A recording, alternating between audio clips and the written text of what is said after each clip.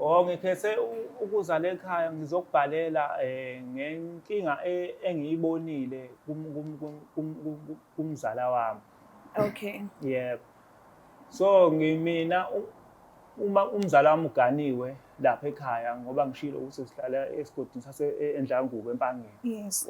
Unamakoti uyasebenza le eGoli emayini. Okay. So mina bekade lokho ngikhona-ke laphana ekhaya ngoba ngichazile ukuthi ngigcine udadewethu lo munye wangenzela isitifiketi sobu-security. Okuthena ngicela umzala-ke le eGoli ukuthi ngicela ngisize umzala wami ukuthi angitholise indawo yokucupha lapha ngoba sengithole okuyitohwana ngapha eGoli.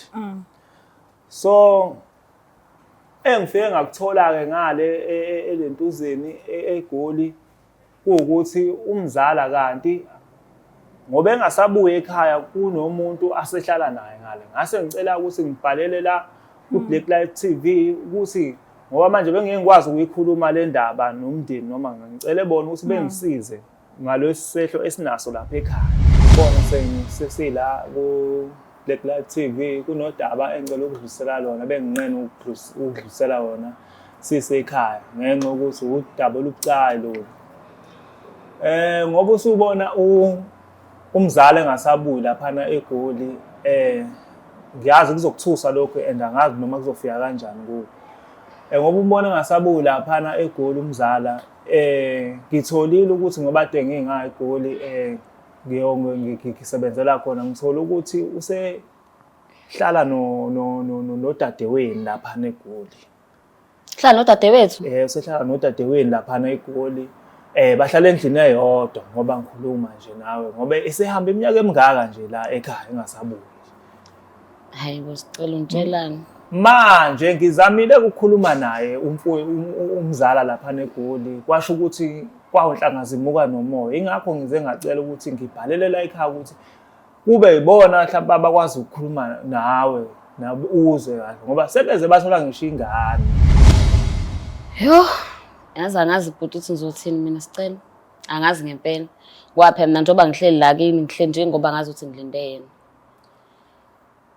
Angiyazi-ke ukuthi lento nami kuyihlalela kuzobe yinini ngoba phela ngempela ayikho lento ehlalele la ngempela. Isimthatha iminyaka manje uhleli la lutho.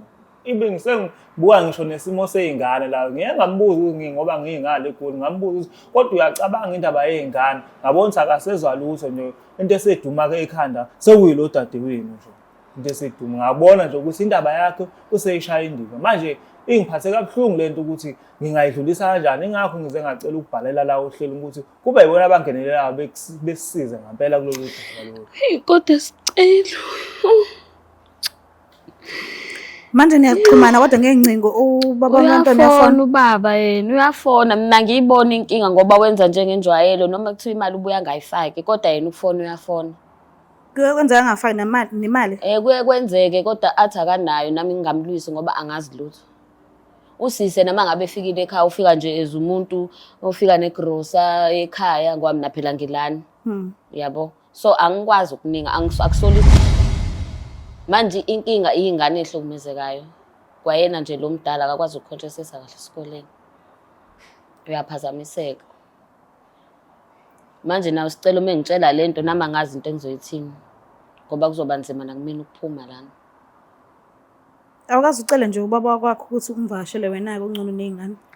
Ngake ngamcela komunye unyaka wathi la asebenzela khona bavumelekile ukufika ivakashi so uyena ozoza ngapha kodwa manje akasabuyi. No, hayi emsebenzini endlini yakhe. Sengisho lokona la bahlala khona. Uthi akuvumelekile ukufika ivakashi so uyena yedwa uyena ozoza ngapha kuthina. Yes. Uyakukholwa kodwa wena lokho? Bengikukholwa phela ngoba bengitshelo yena. Bengikukholwa yes. So manje usicela uma ngabe sezongitshela kanjena angazi ngempela.